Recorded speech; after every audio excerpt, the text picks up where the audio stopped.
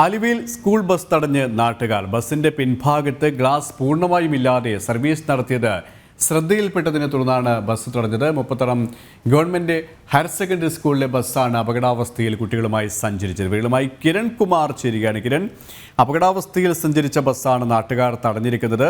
മറ്റു വിവരങ്ങൾ കൂടി. അപകടകരമായ രീതിയിൽ സ്കൂൾ വിദ്യാർത്ഥികളുമായി പോയ സ്കൂൾ ബസ്സാണ് ആലുവയിൽ വെച്ച് നാട്ടുകാർ തടഞ്ഞത്.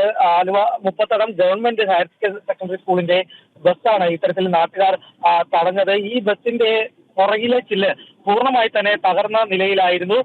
ഇത് ഏകദേശം ഒരാഴ്ചയോളമായി ഇങ്ങനെ ഈ ഒരു അവസ്ഥയിൽ ബസ് ഓടിയിരുന്നു എന്നുള്ളൊരു കാര്യമാണ് ഇപ്പോൾ നാട്ടുകാർ പറയുന്നത്. കഴിഞ്ഞ ഞായറാഴ്ച ഒരു പൊതുപരിപാടിയിൽ പങ്കെടുക്കുന്നതിന് ആളുകളുമായിട്ട് ഈ ബസ് പോയ സമയത്ത് ഇതിൽ മരത്തിന്റെ ചില്ല് കൊണ്ടാണ് ഈ ബസിന്റെ പിൻഭാഗത്തെ ഗ്ലാസ് പൊട്ടിയത്.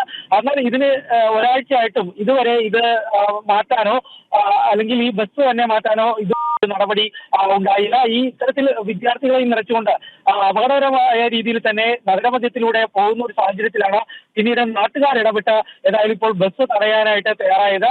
ഈ ബസ് തടയുകയും പിന്നീട് ഇനി ഇത് റിപ്പയർ ചെയ്യാതെ ഓടിക്കരുത് എന്ന താക്കീത് നൽകിക്കൊണ്ടാണ് ഇപ്പോൾ ബസ്സിനെ വിട്ടിരിക്കുന്നത്.